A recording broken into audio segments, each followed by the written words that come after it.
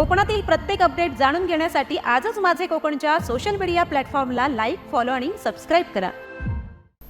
नमस्कार, मी प्रणाली भोसले. माझे कोकणच्या बातमीपत्रात आपल्या सर्वांचं मनपूर्वक स्वागत करते.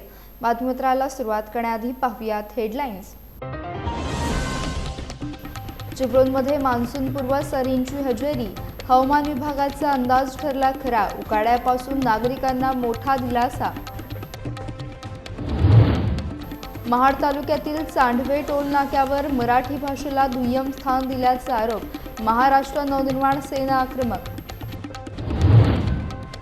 गोरगरिबांसाठी 30 लाख घरकुलांना मंजुरी. घरकुल लाभार्थ्यांना 5 ब्रास मोफत वाळू. राज्यमंत्री योगेश कदम यांनी दिली माहिती.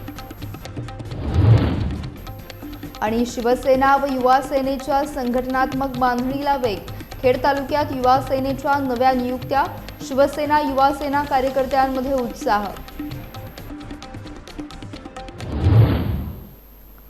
पाहुयात सविस्तर वृत्त. रत्नागिरी जिल्ह्यातील चिपळूण शहर आणि परिसरात काल सायंकाळी मान्सूनपूर्व पावसाने दमदार हजेरी लावली. गेल्या काही दिवसांपासून वाढलेल्या उकाड्यामुळे हैराण झालेल्या नागरिकांना या पावसामुळे मोठा दिलासा मिळाला आहे. हवामान विभागाने व्यक्त केलेला अंदाज अखेर खरा ठरत सायंकाळच्या सुमारास अचानक ढग दाटून आले आणि जोरदार सरी बरसल्या. पावसामुळे वातावरणात गारवा निर्माण झाला असून उष्णतेची तीव्रता कमी झाल्याचं जाणवत आहे. दरम्यान या अवकाळी सरींमुळे काही ठिकाणी वाहतूक मंदावली असली तरी नागरिकांनी पावसाचा आनंद घेतलाय. उकाड्याने त्रस्त झालेल्या चिपळूणकरांसाठी हा पाऊस सुखद ठरला असून शेतकरी वर्गामध्ये देखील समाधानाचं वातावरण पाहायला मिळत आहे. मुंबई गोवा महामार्गावरील महाड तालुक्यातील चांडवे टोल नाक्यावर मराठी भाषेला दुय्यम स्थान दिल्याचा आरोप करत महाराष्ट्र नवनिर्माण सेना आक्रमक झाली आहे. टोल नाक्यावर लावण्यात आलेल्या फलकांवर प्रामुख्याने इंग्रजी आणि हिंदी भाषेचा वापर करण्यात आल्याने मनसेने तीव्र नाराजी व्यक्त केली आहे. महाराष्ट्राची राजभाषा मराठी असून सार्वजनिक ठिकाणी मराठी भाषेला प्राधान्य मिळणे आवश्यक असल्याची भूमिका मनसेने मांडली आहे. संबंधित फलक तात्काळ मराठी सुधारित करण्यात यावेत, अन्यथा लोकशाही मार्गाने तीव्र आंदोलन छेडले जाईल असा इशारा मनसेकडून देण्यात आला आहे. दरम्यान माणगाव आणि इंदापूर बायपासचे काम पूर्ण झाल्याशिवाय टोल वसुली करू नये अशी मागणीही मनसेने केली आहे. स्वराज्याची राजधानी असलेल्या रायगड जिल्ह्यात मराठी भाषेचा अपमान खपवून घेतला जाणार नाही अशी संतप्त प्रतिक्रिया दक्षिण रायगड जिल्हाध्यक्ष राज पार्टे यांनी दिली. यावेळी मनसेचे रायगड जिल्हा संपर्क प्रमुख राजेश येरुणकर यांच्यासह पक्षाचे कार्यकर्ते उपस्थित होते.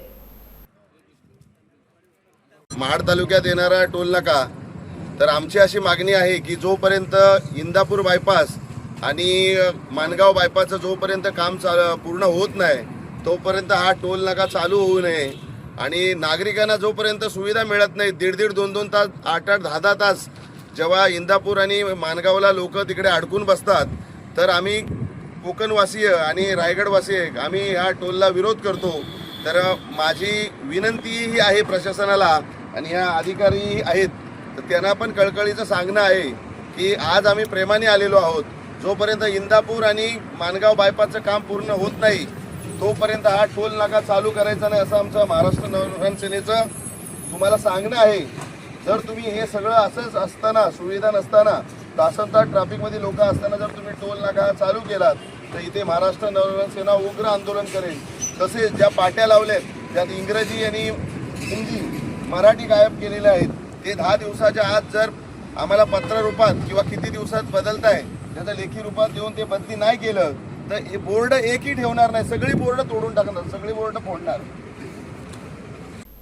शिवसेना आणि युवा सेनेच्या संघटनात्मक बांधणीला वेग देण्यासाठी गुहागर विधानसभा क्षेत्रातील खेड तालुक्यात विविध पदाधिकाऱ्यांच्या नियुक्त्या जाहीर करण्यात आल्या. उपमुख्यमंत्री तथा शिवसेना मुख्य नेते एकनाथ शिंदे, शिवसेना नेते रामदास कदम, गृहराज्यमंत्री योगेश कदम आणि युवा सेना कार्याध्यक्ष पूर्वेश सरनाईक यांच्या नेतृत्वाखाली या नियुक्त्या करण्यात आल्या आहेत. युवा सेना तालुका प्रमुख सूरज रेवणे यांच्या पुढाकाराने विविध पंचायत समिती गण, विभाग आणि गाव पातळीवर पदाधिकाऱ्यांची निवड करण्यात आली.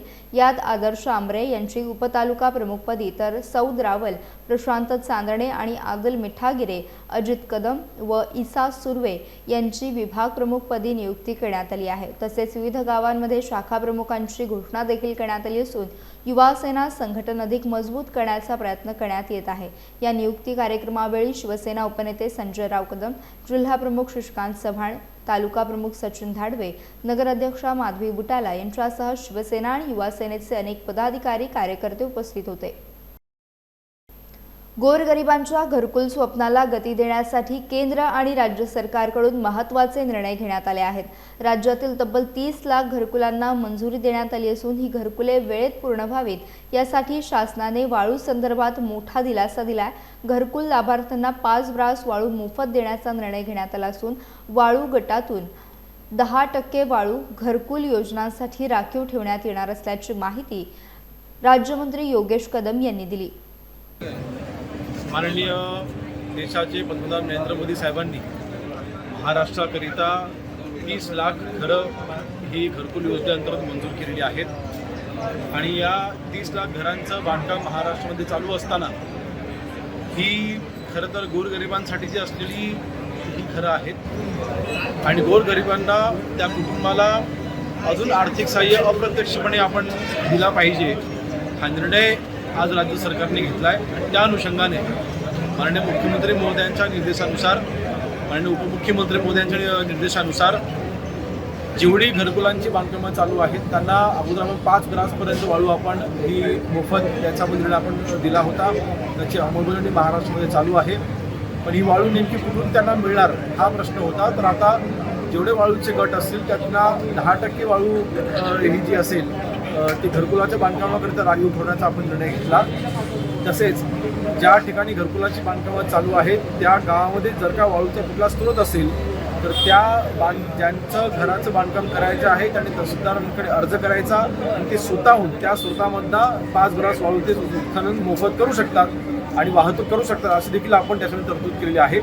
त्या अनुषंगाने घर बांधकाम करत असताना घरकुलाची बांधकाम होत असताना हा एक छोटा आधार परंतु गोरगरिबांकरिता महत्त्वाचा आधार हा निर्णय आपण घेतला आहे। मला वाटतं अशाच पद्धतीने महाराष्ट्रामध्ये 30 लाख घरं ही वेळेत पूर्ण होण्याकरिता आमचा प्रयत्न आहे। याला जोडूनच दादा एक प्रश्न आहे मशीन सायन्सच्या संदर्भात। याचा बुलेटिनमध्ये वेळ झाली, इथेच थांबण्याची भेटूयात नवीन बुलेटिनसह।